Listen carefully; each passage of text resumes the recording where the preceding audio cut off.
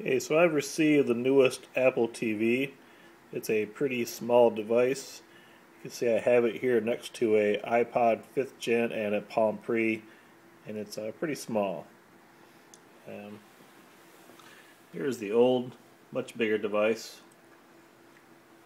Now I've had this for a couple of days now, and I've just started learning how to use it, and how it's different than the old one. So I'll give you a demonstration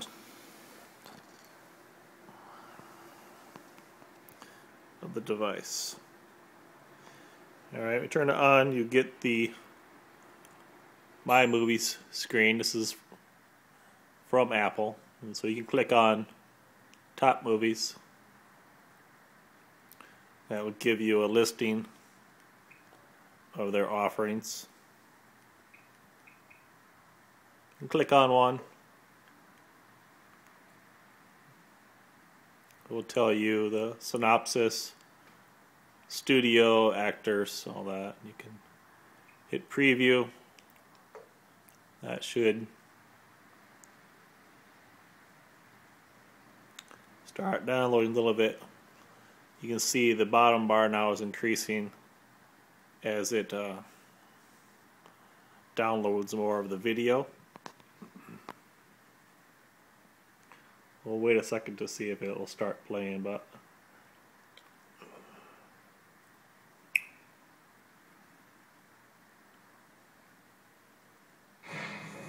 yeah, there it goes. This is no ordinary dagger. Release it. And down at the bottom it generally gives you viewers also rented. Again, they always give you this grid here.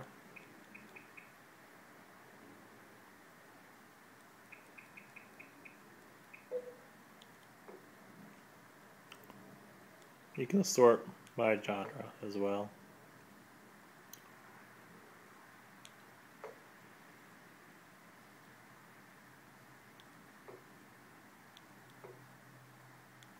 And you can do a search in theaters.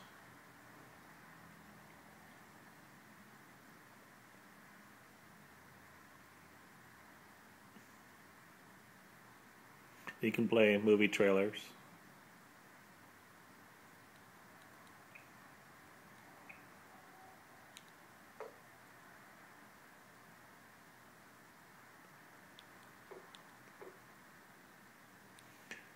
Pretty much the same for TV shows. Click on TV shows. Click on this Glee here.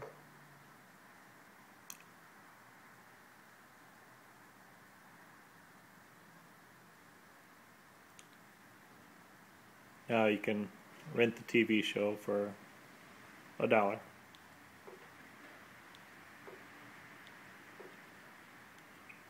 Same genres, TV networks.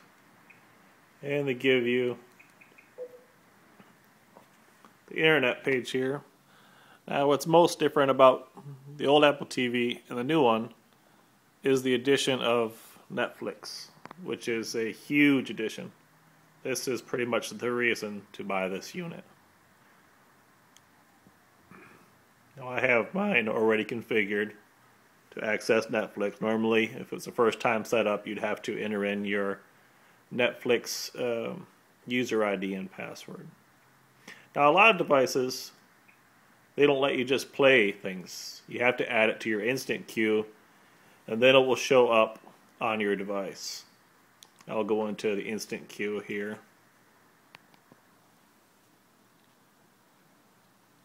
And that does show what is in my instant queue. You can click on one and it'll start playing. Now you can see this is all using the same layout and design as the rest of the Apple TV, which is nice. We can go into movie genres.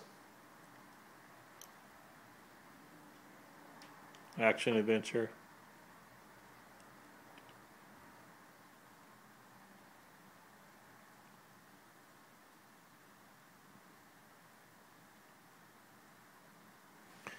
my internet is not the fastest, so it's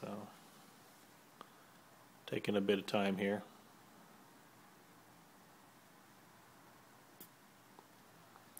Okay, it's going to fill up all the icons just like normal. I'm going to click on Iron Man. And now we just press the play button. Now this will stream 720p if you have the bandwidth to do that. I think you need about 512 KB per second sustained bitrate to stream HD. I could be mistaken on that. It's something like that. You can see now I think it has started streaming the HD signal. But if it can't keep up, what it'll do is it'll downgrade the signal to an SD, and then it'll downgrade from there. Yeah, I can see now it's started some high action, and my internet wasn't quite up to speed. And I can tell it's actually downgraded the signal a little bit. But you get all this for like $9 a month. Access to just tons of movies. I mean, $9 a month, you can't really beat it. You get all these new movies, you can just click on and play. They don't limit how much you can play, you just get in there and play.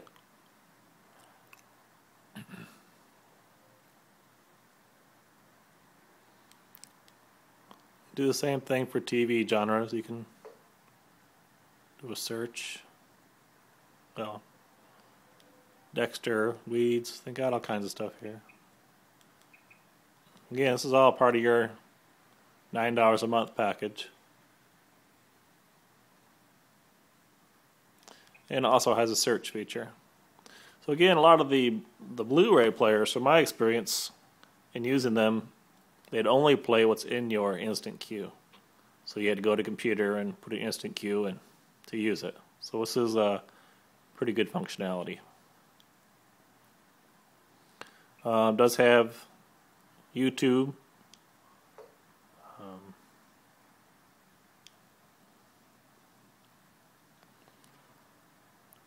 Just click on them and I'll start playing.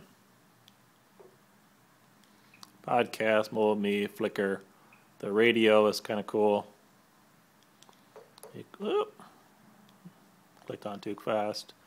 If I was to go in here, it's going to show you all kinds of different radio stations. I don't know if this is like a shoutcast system or what this is. Now, this is nice if you have a stereo to your Apple TV. Then you just turn your TV off and play music all day. So that's a nice bonus. This was on the regular Apple TV too. I think so was the Flickr. I'm not sure about podcasts, but it could have been. YouTube was. The big thing is Netflix. They've changed computers. I believe that used to be under movies. My Movie, I think it was called. So changed computers, and now it uses home sharing. So I'll go in here, just show you not much has changed. Go into movies. Again, it looks pretty similar. You can sort by movie, by genre, unwatched.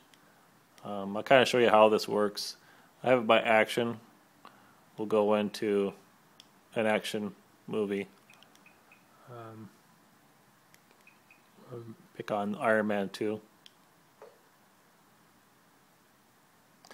Now, this is streaming over the network, so it takes it a minute. Well, not a minute, just a few seconds here.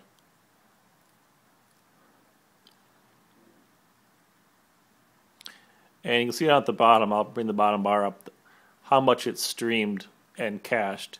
It does have an 8 gigabyte flash, so it does download it over the network and store it locally. I assume that you could actually turn the computer off once it's finished. They used to show the studio up there below the title. It doesn't show that anymore, but that used to show on the old Apple TV. So if you want to skip around, you can.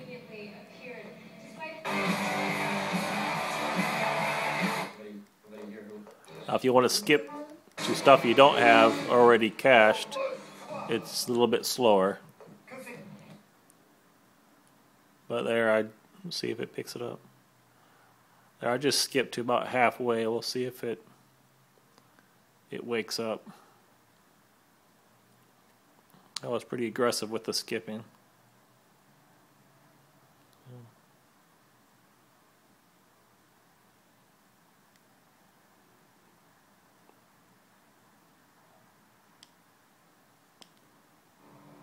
There, I don't know. I pressed the play button again. It started playing.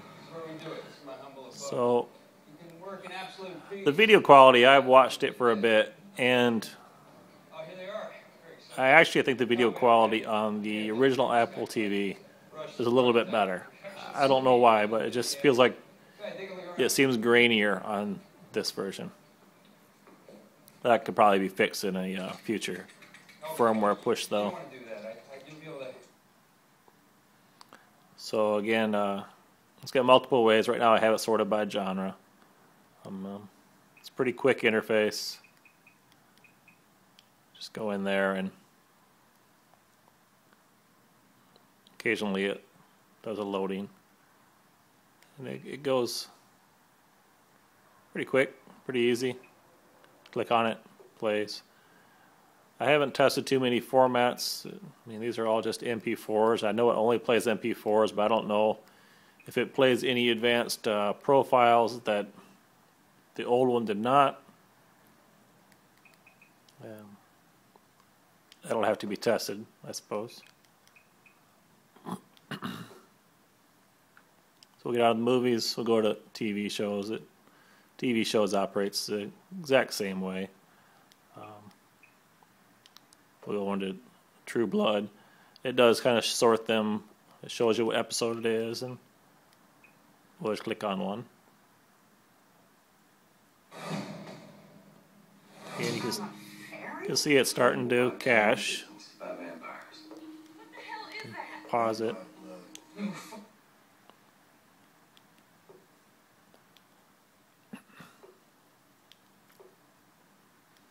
Podcasts, iTunes U, music. It's I only have audiobooks in mind, so if you go into one of these, you can just pick the chapter. We'll start playing.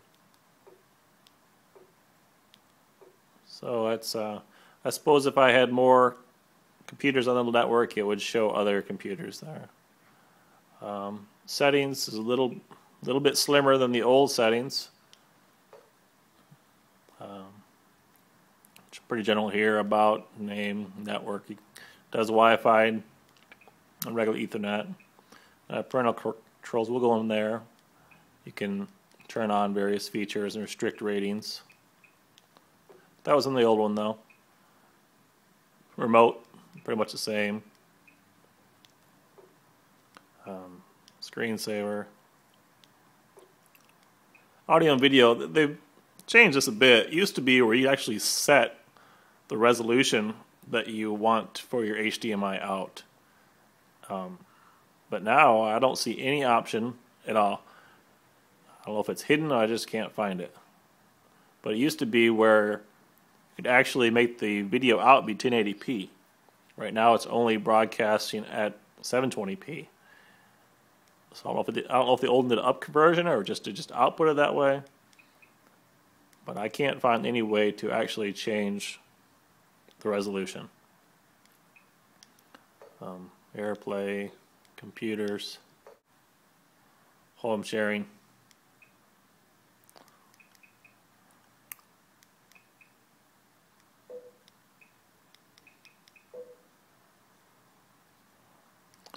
And that's about it.